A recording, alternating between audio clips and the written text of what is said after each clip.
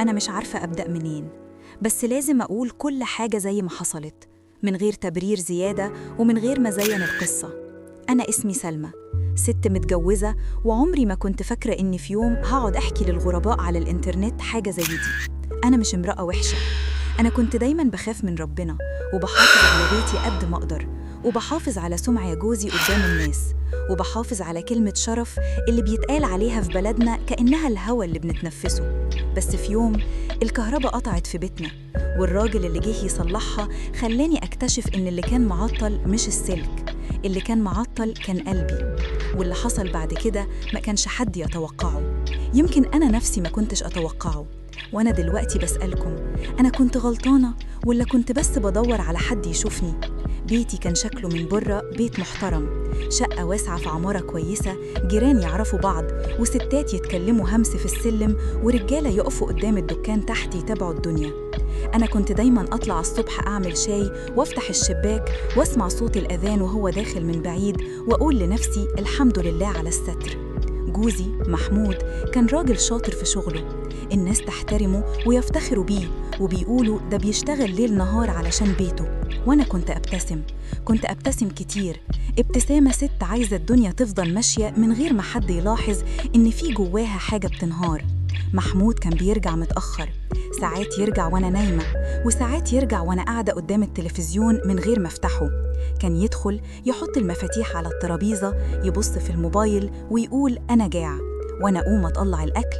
يسألني دفعتي الفواتير؟ أقول له آه، يقول كويس، وبعدين يسكت. الصمت في بيتنا كان تقيل، مش صمت راحة، صمت زي الحيطان وهي بتقفل عليك.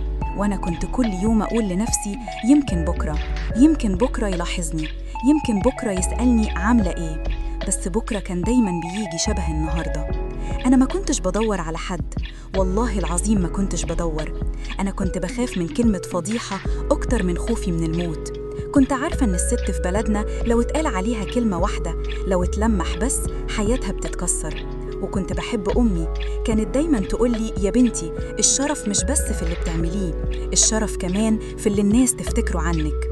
وأنا كنت ماشية على الكلام ده، بس في نفس الوقت كنت بحس إني مش موجودة، زي ست واقفة في بيتها بتطبخ وبتنظف وبتضحك قدام الناس، بس جواها في واحدة بتاكلها بالراحة. في الليلة اللي قطعت فيها الكهرباء كانت الساعة قربت للمغرب، الجو كان حر والهوا واقف. أنا كنت واقفة في المطبخ بحاول أعمل أكل لمحمود قبل ما يرجع. فجأة النور طفى، صوت التلاجة سكت، المروحة وقفت، وأنا حسيت إن البيت كله انقطع عنه النفس. قعدت لحظة ساكتة، وبعدين سمعت صوت أبواب الشقق بتتفتح وصوت الجيران. الكهرباء قطعت، وأنا طلعت للبلكونة وشفت العيال في الشارع بيجروا ويضحكوا كأنها لعبة. اتصلت بمحمود، قلت له الكهرباء قطعت، ممكن تبعت حد؟ قال من غير ما يسأل عني اتصلي بالكهرباء اللي تحت، أنا مش فاضي، وقفل. الكلمة دي مش فاضي كانت زي سكينة صغيرة كل يوم، بس اليوم ده وجعت أكتر، يمكن لأن الظلمة في البيت كانت بتفكرني بالظلمة اللي جوايا. نزلت تحت عند البواب وسألته على كهربائي، قال في واحد اسمه حسن بيجي كتير للعمارة، راجل محترم. بعد شوية سمعت خبط على الباب، فتحت، كان واقف قدامي راجل في الثلاثينات، جسمه متوسط، هدومه بسيطة، ماسك شنطة العدة، عينه كانت هادية، مش عينين واحد بيحاول يبص كتير. قال بصوت واطي السلام عليكم، أنا حسن. قلت وعليكم السلام، اتفضل. أنا مش عارفة ليه، بس أول حاجة لاحظتها كانت طريقتها. هو ما دخلش البيت كأنه داخل بيت ست لوحدها، وقف عند العتبة لحظة كأنه بيستأذن من البيت نفسه، بص ناحيتي وقال حضرتك لو تحبي أخلي الباب موارب وأنا بشتغل علشان تبقي مطمنة. أنا اتلخبطت، محدش في حياتي قال لي كلمة تطمنة بالطريقة دي. قلت بسرعة لا عادي، بس جوايا حسيت بحاجة صغيرة بتتحرك. دخل وبدأ يبص على لوحة الكهرباء. أنا قعدت على الكرسي بعيد بحاول أتصرف طبيعي، كنت خايفة، مش منه، من نفسي، من فكرة إن في راجل غريب في البيت، ومن فكرة إن الجيران لو شافوه. في بلدنا الست بتتعاقب حتى على الظن، وأنا كنت دايماً حذرة. حسن كان بيشتغل في سكة وساكت، بس الصمت بتاعه ما كانش صمت برود، كان صمت احترام. وأنا كنت واقفة في المطبخ أعمل له كوباية شاي من باب الضيافة، عيب تسيبي ضيف من غير شاي. حطيت السكر وقربت بالصينية، قلت اتفضل. هو رفع راسه شكرني وقال ربنا يكرمك، وبعدين سأل سؤال بسيط: حضرتك لوحدك؟ أنا اتجمدت. السؤال ده في العادي ممكن يخوف أي ست، بس طريقته ما كانتش فيها فضول، كانت كأنه بيتأكد إن في حد في البيت لو حصل حاجة. قلت جوزي في الشغل. قال ربنا يعينه، وبعدين رجع للشغل. بعد شوية الكهرباء رجعت، النور ولع، البيت اتنفس، وأنا حسيت إني لازم أخلص الموضوع بسرعة علشان يطلع قبل ما حد يشوفه. قلت شكراً. هو مسح إيده بفوطة وبص على الحيطان حوالين لوحة الكهرباء، كانت فيه آثار سواد خفيف من قديم، وقال اللوحة دي قديمة شوية، ممكن تعمل مشكلة تاني، أنا ممكن أعدي بكرة أبص عليها تاني لو تحبي. قلت ماشي، وأنا كنت عايزة أقول لأ وأقفل له الباب، بس في نفس اللحظة حسيت إني مش عايزة يقفل، مش عايزة حد يمشي بسرعة، مش عايزة أرجع لوحدتي بسرعة. قبل ما يطلع وقف عند الباب وبص عليا بنظرة سريعة، كأنه شايف حاجة أنا مخبياها، وقال جملة واحدة، جملة هادية بس عملت فيا زلزال: حضرتك بتعيطي في الضلمة؟ أنا حلفانة بالله ما كنتش متوقعة السؤال، حسيت إن الأرض راحت من تحت رجلي. أنا كنت طول عمري بخبي دموعي، كنت أعيط في الحمام أو وأنا بعمل الأكل أو وأنا في السرير ووشي ناحية الحيطة. مفيش حد في الدنيا سألني السؤال ده، والراجل ده اللي جاي يصلح سلك سألني عن دموعي. لساني اتعقد، حاولت أضحك ضحكة مصطنعة، قلت ليه بتقول كده؟ هو هز راسه وقال معلش، أنا يمكن ماليش حق، بس في بيوت بتبقى النور فيها شغال بس الناس جواها عايشة في ضلمة. وبعدين نزل، قفلت الباب وفضلت واقفة وراه كأني بتسند على حاجة، ودموعي نزلت من غير ما أحس، مش علشان هو قال حاجة كبيرة، علشان لأول مرة حد شافني، حد لمس الوجع من غير ما يسأل كتير. تاني يوم قبل الظهر شوية حسن خبط، وأنا حسيت بقلبي يدق بسرعة. قلت لنفسي إيه اللي انتي بتعمليه؟ فتحت الباب لقيته واقف ومعاه قطعة صغيرة، قال دي قطعة أمان للوحة أحسن. دخل وبدأ يركبها، وأنا قعدت بعيد تاني. المرة دي حسيت إن وجوده في البيت أقل خوفاً وأكتر خطراً. خطر مش بمعنى أذى، خطر بمعنى إن جوايا بيتفتح. وهو كان كل شوية يسأل سؤال صغير، مش أسئلة فضول، أسئلة بتلمس الإنسان: أنتي بتنامي كويس؟ أنتي بتاكلي؟ جوزك بيرجع متأخر كتير؟ وأنا كنت أرد بإجابات قصيرة، بس كل سؤال كان بيخليني أحس إني لسه بشر. من بعيد كنت أسمع صوت الأذان وصوت المآذن في الحي. حسن وقف لحظة وبص للساعة وقال أنا لازم أمشي قبل الزحمة. وبعدين وهو بيجمع عدته قال حضرتك أنا مش بقول كلام كبير، بس لو حسيتي في يوم إنك مش قادرة ما تفضليش لوحدك. الكلمة دي كانت بتطبطب عليا وتخوفني في نفس الوقت، لأن الست اللي بتطبطب عليها من راجل غريب الناس ما بتفهمش معنى الطبطبة، الناس بتفهم معنى واحد بس، وأنا كنت عارفة. الأيام عدت وفضلت الكهرباء شغالة، بس في داخلي كان في حاجة بتقطع وترجع. محمود كان زي ما هو، يرجع متأخر، ياكل، ينام، يصحى، يخرج، وأنا كنت زي ما أنا قدام الناس، بس جوايا بقيت مستنية إيه مش عارفة، مستنية خبط على الباب، مستنية جملة، مستنية إن حد يسألني لو أنا كويسة. بعد أسبوع تقريباً حصلت مشكلة تانية، المروحة في الصالة عملت صوت غريب وبطلت. الجو كان خانق وأنا كنت لوحدي. بصيت حواليا وحسيت بقلق، مش علشان المروحة، علشان إني عايزة سبب، عايزة مبرر، عايزة أتصل بحسن من غير ما أقول لنفسي إني بتصل علشانه هو. اتصلت، صوتي كان بيرتعش، قلت أستاذ حسن المروحة بطلت. قال بهدوء حاضر أنا جاي. لما جه كان المساء قرب وكنت خايفة الجيران يشوفوه، فتحت الباب بسرعة ودخلته بسرعة. هو لاحظ توتري، قال لو حضرتك مش مرتاحة ممكن أجي وقت تاني. قلت بسرعة لا اتفضل. بدأ يصلح وأنا واقفة وراه ماسكة طرف جلابيتي كأني بمسك نفسي. فجأة النور طفى تاني، الضلمة غطت الصالة. اتخضيت، حسيت بنفسي يتقطع. أنا عندي خوف قديم من الضلمة، مش خوف طفل، خوف ست اتعودت تعيط من غير ما حد يشوفها. حسن قال بسرعة سلمى ما تخافيش. أنا اتصدمت إنه قال اسمي، أنا ما قلتلوش اسمي، يمكن سمعه من البواب، بس لما قاله حسيت إني اتعريت. قلت أنت عرفت اسمي منين؟ قال العم صالح قال لي معلش، وبعدين رجع يكمل. في اللحظة دي وهو بيشتغل في الضلمة بنور كشاف صغير، حسيت إن البيت كله قريب، المسافات قلت، الصوت بقى واضح، صوت نفسه، صوت أدواته، صوت قلبي. وأنا فجأة حسيت إن جسمي سخن، مش سخن رغبة، سخن توتر. حسيت إني مش قادرة ألم نفسي، مش عارفة أقف فين، مش عارفة أبص فين. هو حس، وقف وبص عليا وقال بصوت واطي: حضرتك لو في حاجة في البيت بتوجعك مش لازم تقولي، بس ما تخليش وجعك ياكل فيكي. أنا اتكسرت، دموعي نزلت تاني. قلت بسرعة: أنا كويسة. وهو ما ضغطش، بس قال تمام ورجع يصلح. لما النور رجع كان قرب يمشي، وأنا لقيت نفسي بقول: تشرب شاي؟ هو تردد، قال: ما ينفعش أطول. قلت: كوباية صغيرة من باب الضيافة. هو قعد دقيقة، شرب الشاي بسرعة وبعدين قام. قبل ما يطلع قال: سلمى، أنا هقولك حاجة وامشي، أنا راجل غريب والناس بتتكلم، فخلي بالك، أنا مش عايزة أسبب لك أذى. الكلام ده كان لازم يخليني أخاف وأقف، وأنا فعلا خفت، بس في نفس الوقت حسيت إن احترامه لحدودي هو اللي شدني أكتر، لأنه في عالم فيه رجالة كتير بتستغل ضعف الست، هو كان بيحاول يحميها حتى من نفسه. من اليوم ده بقى عندي صراع، كل مرة أكون لوحدي وأحس بالوحدة أقول: اتصلي بحسن، وبعدين أقول: أنتي مجنونة. وكنت أفتكر محمود، أفتكر البيت، أفتكر أمي، أفتكر كلمة فضيحة، وبعدين أفتكر السؤال: بتعيطي في الضلمة؟ وأحس إني عايزة حد يقولي: لأ، تعيطي لوحدك. محمود بدأ يلاحظ إني ساكتة أكتر، بس هو كان يلاحظ من زاوية تانية، مش زاوية مشاعري، زاوية إن البيت لازم يفضل ماشي. قال لي مرة: إيه مالك؟ قلت: مفيش. قال: خلي بالك من نفسك، وخرج.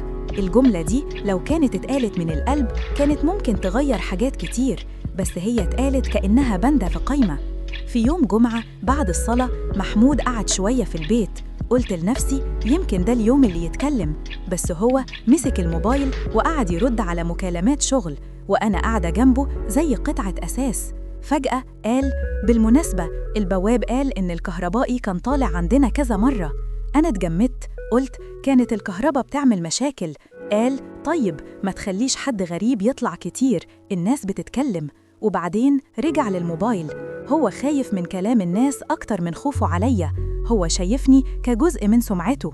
وأنا في اللحظة دي حسيت بذنب، حسيت إني بعمل حاجة غلط حتى لو ما عملتش حاجة، لأن في بلدنا النية لوحدها بتعتبر جريمة.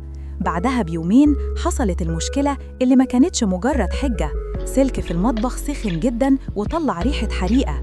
أنا اتخضيت، رميت المية وفتحت الشبابيك وجريت اتصلت بمحمود. رد متأخر وقال: اتصرفي، أنا في اجتماع. كنت لوحدي، في لحظة الخوف ما فكرتش في فضيحة ولا شرف، فكرت في النار، في البيت، في حياتي. اتصلت بحسن، قلت بسرعة: في ريحة حريقة، السلك سخن. قال: اقفلي القاطع فوراً، افتحي الشبابيك، أنا جاي حالاً. جه بسرعة كأنه كان قريب، دخل وشال القاطع وبص على السلك وبدأ يصلح، وأنا واقفة ورا ظهري للحائط قلبي بيخبط. حسن قال: خير، الحمد لله جت سليمة. وبعدين بص عليا وقال: حضرتك اتخضيتي؟ أنا قلت: وأنا كنت فعلاً متخضية، بس مش بس من النار، متخضية من نفسي، من إحساسي إني ارتحت لما سمعته يقول أنا جاي. بعد ما خلص قعد لحظة على الكرسي كأنه أخد نفسه وقال: البيت محتاج تغيير في الأسلاك، ده خطر. قلت: هقول لمحمود. حسن ضحك ضحكة صغيرة من غير سخرية، قال: لو هو فاضي. الكلمة دي لمست الحقيقة اللي أنا بخبيها. أنا حسيت بدموعي قربت تاني، قلت بسرعة: هو بيتعب علشاننا. حسن قال: أنا مش بحكم، بس الست اللي بتفضل لوحدها كتير بتتعب. وبعدين سكت. في اللحظة دي كان فيه هدوء غريب بينا، هدوء مش فيه كلام كتير، بس فيه إنسانية. وأنا حسيت إن قلبي بيقول لي: قوليله إنك تعبانة، قوليله إنك بتعيطي، قوليله إنك مش عايزة تفضلي كده. بس أنا ما قلتش، قلت بس شكراً. هو قام يلبس شنطته وقال: سلمى، أنا هقولك تاني، أنا ما ينفعش أبقى سبب في أذى ليكي. لو في يوم حسيتي إن وجودي هنا غلط قولي، أنا همشي. أنا كنت عايزة أقوله وجودك هنا هو اللي بيخليني أحس إني عايشة، بس طبعاً ما قلتش، قلت ماشي. من اليوم ده بقى فيه خيط رفيع بينا، خيط ماهوش علاقة وماهوش كلام حب وماهوش حاجة الناس تقدر تمسكها. كان خيط سؤال وخيط اهتمام وخيط إن حد شايفني، وده كان أخطر من أي حاجة، لأن الاهتمام ساعات بيعمل فتنة أكتر من الجسد. بدأت أرتب البيت أكتر لما أعرف إنه جاي، مش علشان أظهر قدامه، علشان أحس إني لسه قادرة، لسه فيا حتة بتستعد. وكنت لما أسمع خبط الباب أحس بقلبي يتخطف، وبعدين أفتكر ربنا وأقول استغفر الله وأحاول أهدى. في مرة وهو بيصلح لمبة في البلكونة سمع صوت محمود داخل. أنا اتخضيت. حسن بص عليا بسرعة. قلت ده جوزي. حسن اتحرك فوراً ناحية الباب وقال أنا همشي.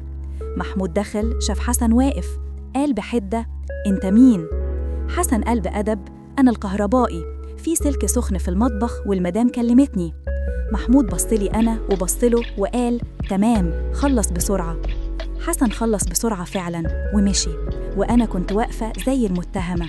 محمود قال هو ده اللي قلتلك عليه، الناس بتتكلم ما تعمليش حركات. الكلمة دي حركات كسرتني، كأن وجودي كله حركة، كأن دموعي حركة، كأن وحدتي حركة. وأنا لأول مرة في حياتي حسيت إني مش بس غير مرئية، حسيت إني متهمة. بعد ما محمود نام أنا قعدت في الضلمة، فعلاً قعدت في الضلمة، ما فتحتش النور وعيطت. كنت بعيط بصمت علشان ما يسمعش، وأنا بسأل نفسي هو أنا فعلاً كنت بعمل حركات ولا كنت بعمل حاجة واحدة بس؟ كنت بدور على كلمة طيبة. في اليوم اللي بعده حسن بعت رسالة قصيرة على رقم البواب، وصلتني. هل كل شيء بخير؟ الرسالة دي كانت بسيطة، بس أنا حسيت إنها فتحت باب لازم أقفله وباب نفسي أدخله. ما ردتش. قعدت أبص على الموبايل وبعدين مسحته وقلت لنفسي خلاص. بس بعد كام يوم الجارة اللي في الدور اللي تحت أم نادر قابلتني على السلم، قادت بابتسامة فيها شيء من السم. إيه يا سلمى، الكهربائي بقى صاحب البيت؟ أنا حسيت بالدم يطلع لوشي. قلت بسرعة كان في مشكلة؟ قالت طبعاً ربنا يستر. الجملة دي ربنا يستر بتتقال كدعاء، بس ساعات بتتقال كتهديد. وأنا طلعت على شقتي وأنا رجلي بتترعش، فضيحة. الكلمة دي كانت بتلف حوالين رقبتي. في الليلة دي محمود رجع متأخر جداً وأنا كنت مستنية أتكلم معاه. قلت له بهدوء محمود، الناس بدأت تلمح، مش علشان حاجة غلط، علشان أنت مش موجود. هو بصلي ببرود وقال هو ده شغلك تراقبي كلام الناس؟ قلت أنا بخاف علينا. قال لو خايفة اقفلي الباب على نفسك وما تكلميش حد. وبعدين نام. الظلم هنا كان مضاعف. هو بيحميني من كلام الناس بس مش بيحميني من وجعي، بيحميني من الفضيحة بس سايبني أغرق في الوحدة. في اليوم اللي بعده حصل اللي خلاني أطلب حسن تاني، رغم إن قلبي كان بيصرخ لأ. كان في صوت فرقعة في لوحة الكهرباء وريحة دخان خفيفة. أنا اتخضيت وافتكرت حريقة المطبخ. اتصلت بحسن. لما رد حسيت كأني بعمل ذنب. قلت معلش بس في دخان. قال حاضر. جه، بس المرة دي لما دخل كان في شيء مختلف، كان في حذر زيادة، وقال من أول دقيقة سلمى أنا خايف عليكي، مش عايز حد يظلمك. أنا قلت وأنا كمان خايفة، وسكتنا. وهو بيشتغل سمعنا صوت ضحك من السلم، جارات. حسن وقف بص عليا. قلت هما بيقفوا هنا كتير. حسن قال أنا هقفل الباب شوية علشان الصوت. وأنا اتخضيت. قفل الباب يعني الناس هتقول إيه؟ بس في نفس الوقت أنا كنت مرهقة. قلت ماشي، قفل الباب. اللحظة دي كانت أول مرة أبقى أنا وهو في مكان مقفول حتى لو 5 دقايق، وأنا حسيت بقلبي بيجري. حسن فضل شغال كأنه مش حاسس، بس أنا كنت حاسة بكل حاجة، حاسة بنفسي، حاسة بأنفاسه، حاسة إن أي حركة غلط ممكن تقلب الدنيا. خلص وفتح الباب تاني وقال أنا لازم أمشي. وأنا قلت فجأة حسن. هو بصلي. قلت أنت ليه بتسألني الأسئلة دي؟ هو سكت شوية وبعدين قال علشان أنا شفت ستات كتير في حياتي بيتكسروا في صمت وأنا معرفتش أعمل حاجة. يمكن علشان كده لما شفتك قلت لازم أسأل. أنا حسيت إن الكلام ده نور في الضلمة، بس برضو كان نار، لأن النور ساعات يحرق. قلت بصوت واطي أنا مش عايزة أكون سبب في حاجة غلط. حسن قال ولا أنا. وبعدين قال أنا عندي أم بتعيش لوحدها، كل يوم بروح لها مش علشان محتاجة فلوس، علشان محتاجة حد يقول لها صباح الخير. وبصلي وقال الست مش محتاجة كتير، محتاجة تتشاف. الكلمة دي تتشاف كانت كأنها بتوصفني، وأنا حسيت بدموعي تتجمع. قلت بس الناس، حسن قاطعني بهدوء، الناس مش هتعيش مكانك. دي كانت الجملة اللي قلبت كل حاجة، لأن أنا طول عمري كنت عايشة للناس، لعيون الناس، لكلام الناس، لشرف الناس. نسيت شرفي أنا جوه قلبي، نسيت كرامتي، نسيت إن ربنا شايفني قبل الناس. حسن مشي وأنا قعدت بعده في البيت. كنت حاسة إني واقفة على حافة بين ست محافظة على صورتها وست عايزة تنقذ نفسها. في الأيام اللي بعدها أنا ما اتصلتش بيه، بس كنت أفتكر كلامه، وفي كل مرة محمود يكلمني بحدة أو يتجاهلني كنت أحس إن في جزء جوايا بيقول كفاية، وفي جزء تاني بيقول اصبري. مرة محمود رجع بدري ولقاني قاعدة في الصالة ساكتة. قال إيه زعلانة؟ قلت أنا تعبانة. قال تعبانة من إيه؟ أنتي قاعدة في البيت. الجملة دي كسرتني تاني، لأن التعب مش بس شغل، التعب كمان روح بتتعفن من غير كلام. أنا حسيت إني عايزة أصرخ بس ما صرختش، قلت بس سيبني. هو اتضايق، قال أنتي اتغيرتي. قلت يمكن. في الليلة دي أنا حلمت إني في سوق قديم والناس حواليا وأنا بدور على حد، وبعدين سمعت صوت يقول سلمى أنتي كويسة، وصحيت وأنا بعيط. الصبح وأنا بنفض السجادة في البلكونة شفت حسن تحت واقف جنب عربيته الصغيرة بيحمل عدة. عينه جت عليا، هو ما رفعش إيده بس ابتسم ابتسامة خفيفة احترام، وأنا حسيت بقلبي يوجع، مش وجع حب، وجع إنسان محروم من اللطف. نزلت أشتري حاجات من السوق، في الطريق شفت ستات بيتكلموا، سمعت كلمة الكهربائي وسط الكلام، قلبي وقع. رجعت البيت بسرعة. في نفس اليوم محمود قال لي أم نابر قالت لي كلام. قلت كلام إيه؟ قال بتقول إن الكهربائي بيطلع عندنا كتير، انتي فاكرة نفسك عايشة فين؟ أنا حسيت بالظلم يضغط على صدري. قلت محمود أنا ما عملتش حاجة. قال مش لازم تعملي، يكفي الشكل طول عمرنا بنعيش للشكل. أنا في اللحظة دي حسيت إن حياتي كلها كانت شكل، زواج شكل، بيت شكل، ابتسامة شكل، وأنا من جوه فاضية. قلت له لأول مرة بجرأة طب وإحساسي؟ هو بصلي كأن السؤال غريب. قال إحساس إيه؟ أنا سكت، لأن لما حد ما يفهمش السؤال يبقى الإجابة مش هتفيد.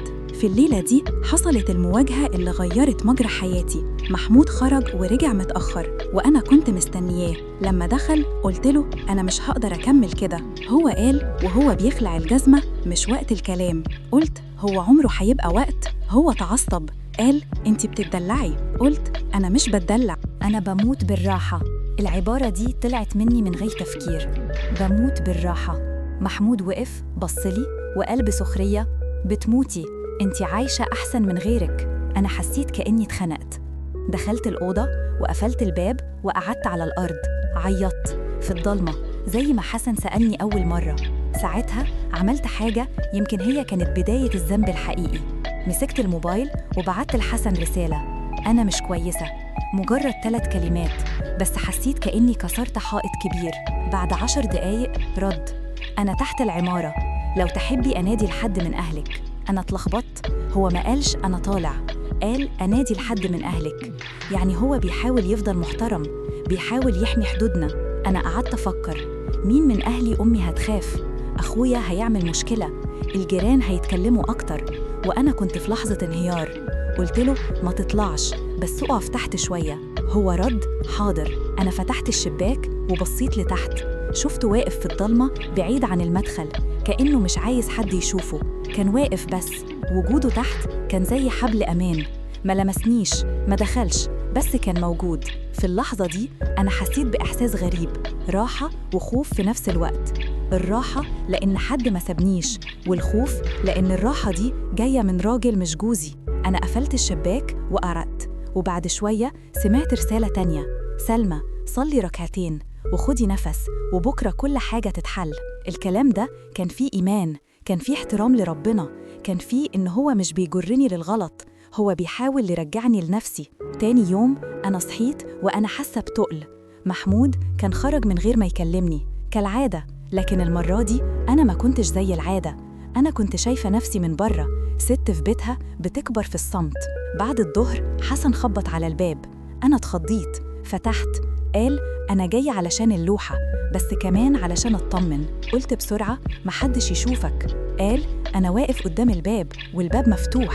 دخل ووقف بعيد. قال: أنا مش هقعد. قلت: أنا مش عايز أظلمك. هو قال: أنا كمان مش عايز أظلمك. وبعدين قال الجملة اللي كانت لازم تتقال: سلمى، أنا مش جوزك وأنا مش حل. أنا مجرد راجل شاف ست بتتعب. لو وجودي هيزود وجعك ابعد. أنا سكت، وبعدين قلت بصوت مكسور: طب أعمل إيه؟ هو قال: اتكلمي مع محمود، قولي له الحقيقة. لو ما سمعش يبقى لازم تحمي نفسك، بس مش بالطريقة اللي الناس هتفهمها غلط. هو كان بيقول الصح وأنا كنت عارفة، بس التنفيذ كان صعب. محمود رجع بالليل وأنا قررت أتكلم. قلت له: محمود، أنا بقيت بخاف من نفسي، بقيت بحس إني ممكن أعمل حاجة غلط بس علشان عايزة كلمة. هو بصلي باستغراب. قلت: أنا محتاجة اهتمام، محتاجة حضن، محتاجة سؤال. هو قال: أنتي بتقولي إيه؟ قلت: بقول اللي جوايا. هو اتعصب. قال: يعني أنا مقصر؟ قلت: أيوة. الاعتراف ده كان صعب. محمود قال: أنتي جحدة، أنا بشتغل علشانك. قلت: وأنا بعيش علشان مين؟ اتخانقنا، صوتنا عالي، الجيران يمكن سمعوا. وأنا كنت الأول مرة ما بخافش، لأن الخوف من الفضيحة بدأ يبقى أهون من الخوف من الموت البطيء. محمود قال كلمة جارحة. قال: أنتي لو مش عاجبك الباب يفوت جمل. أنا حسيت كأني باب البيت اتفتح فعلا. قلت: طيب. هو اتصدم، يمكن ما كانش متوقع إني أقولها. أنا دخلت الأوضة ولميت هدوم بسيطة وطلعت. ما رحتش عند حسن، لأ، رحت عند أمي. وأمي لما فتحت الباب وشافتني في نص الليل اتخضت. قالت: في إيه؟ وأنا انفجرت. حكيت كل حاجة، حكيت عن الوحدة، عن الصمت، عن سؤال حسن، عن كلام الجيران، عن خوفي، عن إني كنت على وشك أقع. أمي بكت، قالت: يا بنتي، أنتي كنتي بتعيطي في الضلمة فعلا. أنا قلت: أيوة. فضلت عند أمي كام يوم. محمود ما اتصلش أول يومين، وبعدين اتصل. قال: عايزة إيه؟ قلت: عايزة أعيش. هو سكت، وبعدين قال: ارجعي. قلت: أرجع بس بشرط نتكلم، نعيش بجد. هو وافق بعد جدال. رجعت البيت، بس رجعت مختلفة. رجعت وأنا عارفة إن حياتي مش ملك كلام الناس، وإن الشرف مش بس إنك ما تغلطيش، الشرف كمان إنك ما تظلميش نفسك. حسن ما شفتوش بعد كده كتير. لما كان يجي العمارة يبص من بعيد ويطمن، وأنا كنت لما أشوفه أحس بشكر وذنب في نفس الوقت. شكر لأنه كان سبب إني أصحى، وذنب لأنه وجوده كان ممكن يوديني في سكة تانية. بعد شهر حصلت آخر مشكلة كهرباء صغيرة. محمود كان في البيت، اتصل هو بحسن. حسن جه وقف قدام محمود بأدب. محمود شكره وأنا كنت واقفة بعيد. حسن بصلي نظرة سريعة كأنه بيقول: أنتي بخير؟ وأنا هزيت راسي. بعد ما مشي محمود قال: هو راجل محترم. أنا قلت: أيوة، وسكت. بس الحقيقة اللي محدش يعرفها إن الراجل ده بوجوده المحترم كشف قبح الوحدة، كشف إن الصمت ممكن يبقى نوع من العنف، كشف إن ست ممكن تقع مش لأنها وحشة، لكن لأنها جاعت لكلمة. دلوقتي وأنا بحكي لكم أنا مش بطلب تعاطف، أنا بطلب حكم، لأن يمكن أنا كنت على حافة الخطيئة، ويمكن مجرد رسالة أنا مش كويسة كانت بداية طريق غلط، ويمكن كمان كانت صرخة إنقاذ. أنا ما لمستش حسن، ما خنتش جسدياً، بس قلبي اتعلق بلحظة إنسانية من راجل غريب. وده لوحده هل يعتبر خيانة ولا يعتبر دليل أن جوايا كان في جرح كبير؟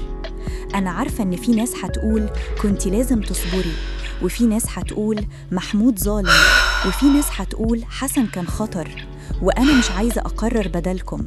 كل اللي أقدر أقوله إن في كل مرة كنت بقرب من الغلط كنت بحس بالذنب وبقول أستغفر الله، وكنت بخاف من ربنا، وكنت بخاف من ابني اللي لسه ما جاش الدنيا، وبخاف من أهلي، وبخاف من نظرة الناس. بس أكتر حاجة كنت بخاف منها إني أفضل طول عمري بتعيط في الضلمة من غير ما حد يسألني.